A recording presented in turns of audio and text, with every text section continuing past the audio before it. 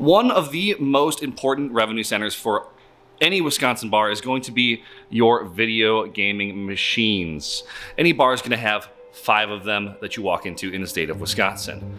When I say video gaming machines, what I really mean is illegal slots gambling machines. These machines generate a huge amount of money for the taverns in Wisconsin, but they are technically illegal.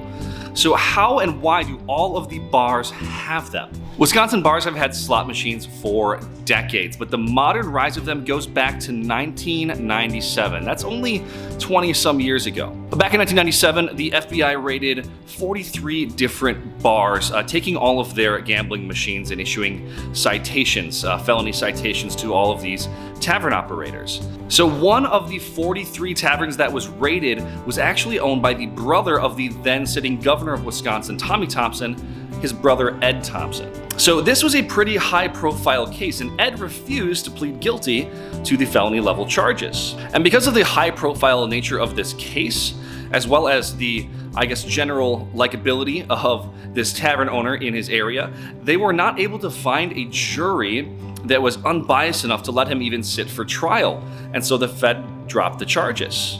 So this led to, a chain of events supported a little bit by the Tavern League as well as some other influences. But in 2000, the gambling laws were relaxed to only a $500 fine per machine as long as they are under 6. You can have up to 5. And then the fine is a $500 penalty and civil forfeiture, so they could come and take the machines. But they also changed who enforces these rules, and that's a very important topic for later. This decriminalization of these video gambling machines has made them a lot safer for bar and tavern operators, but they're still illegal and they can be seized at will. So what is keeping these gambling machines in the taverns? Well, that is because of a few different things. The main one is that the people who can enforce these penalties for these machines are actually Wisconsin Department of Revenue.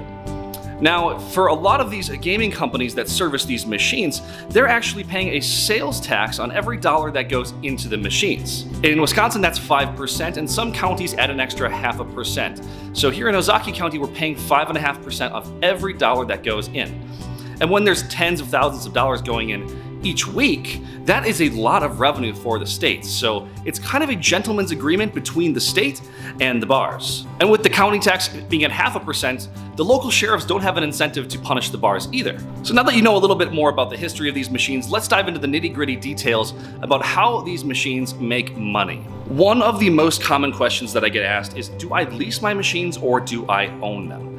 The answer is neither. These machines and most machines in Wisconsin are actually owned by independent gaming companies. These companies come and place these machines in your establishments, and they offer you a profit share.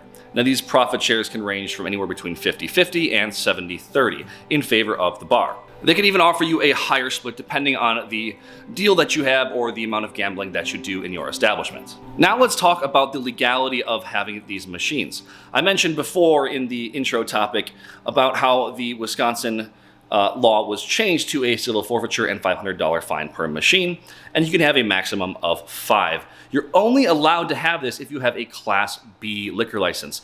This is a license that the bars and the restaurants are going to have to serve and sell alcohol on a premise for consumption. A Class A liquor license is what the grocery stores, the liquor stores are going to have, and the gas stations are going to have for sale of alcohol to be consumed off premise. They are not allowed to have these machines, or it will be a felony charge. This doesn't stop some gas stations from trying to have machines. I do know of quite a few that have had machines and have had them confiscated, and they're facing not quite felony charges. They're getting more minimal punishments just because of the prevalence of these machines in Wisconsin, but they are being taken out of a lot of different gas stations across the state unless they get a Class B license and build a separate room. Many of them are building a separate room for gambling where they have a small little bar so they can get around the legal issues. The other big thing you have to do is you have to pay your taxes. If you don't pay your sales taxes or even your federal level taxes, if you're not claiming any of the machine earnings on your revenue, because I know there are some bars that don't do any of that, you have to pay your taxes. Otherwise, that gentleman's agreement is going to fall through with the state, and you could be severely punished for fraud on your taxes there. So every dollar that goes in, you're paying your 5%, you're paying your 0.5% county tax on every dollar that goes in, and then Afterwards, you're going to be paying your federal level taxes. For us, our machine operator gives us a 1099 at the end of the year that shows all of our actual revenue. So that's really convenient for us for paying our taxes, and many bars do it this way as well. Now let's talk about the machine payouts, how the actual gambling payouts work. And depending on the amount of volume you do, there are different ways that you can go about doing that. Here at the shipyard that I own, we go through probably about $10,000 or more sometimes every single week. Now that is a lot of cash to have on hand and to manage, and it does have some risk factors, including theft, when you have that much cash changing hands. Many bars tend to have a cash bag that is somewhere by the register that they will take a ticket that prints out when a customer wants to redeem their credits, and then they pay out of that cash bag. Sometimes that can range between $500 and $2,000, sometimes maybe more, and a lot of bars do it this way just because it's easier than having a separate machine to pay out. Personally, we like to use this redeem machine. A customer will print a ticket and scan it, and it will give them their money just like an ATM. This helps us in a few ways. The main way is that it's less hands touching the money, and that we can do more payouts every single day without having to come back and physically restock that gambling bag. If somebody hits a jackpot for over $2,000 and I don't want to have that much money sitting behind the bar in cash for obvious reasons, this machine can help with that. There are some drawbacks to having the redeem machine. One is that sort of law of reciprocation. When you physically hand somebody the money, they might be more inclined to give you a bigger tip. So the bartenders might be suffering a little bit from it, but the amount of volume that the gambling is doing does help quite a bit. Now, a lot of bars, when they do have the cash bag system, if they run out of money, they'll ask you to come back the next day. There is ups and downs to that. The downside is that they're not spending that money that day. So if you're winning a bunch of money, you might be more inclined to spend that money at the bar, so the bar can kind of keep some of those dollars in the establishment. The other upside that they might have is that the customer might come back the next day, so you have a repeat customer. So paying out same day versus paying out next day, there are positives and negatives for both. I'm a big fan of paying out the same day, hoping that the customers are going to be spending their money here at the bar. Now let's talk about the potential risk of theft.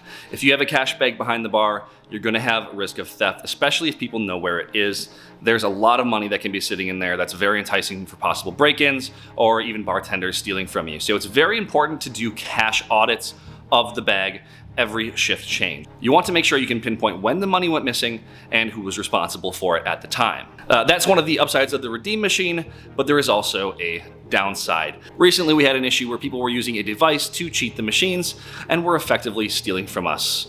They were using that device to trick the machine into thinking more money went in than actually did, throwing in dollars and tricking it into thinking they were 20s or higher denominations, and then they would cash out on that machine for way more than what actually went in. Fortunately for us, we did have the police come in and arrest these two men. They were actually wanted for felony level theft in Milwaukee and Racine counties for hitting some other establishments for well over $25,000. So they were actually being hunted by the FBI, and they got caught on some traffic cameras coming into the county where the police were able to find out where they were at my establishment and come in and make an arrest. Luckily, they did, because we would have been out potentially thousands of dollars if they did not come in and do that. So very thankful for the Milwaukee PD and the Ozaukee County Sheriff's Office for helping us out there. That about does it for this video. If you want to learn more about the bar industry and these video gaming machines, make sure to subscribe. We're going to have a lot of different videos about the bar industry and other business-related topics coming out very shortly. With that being said, guys, thank you very much for watching, and as always, I will see you next time.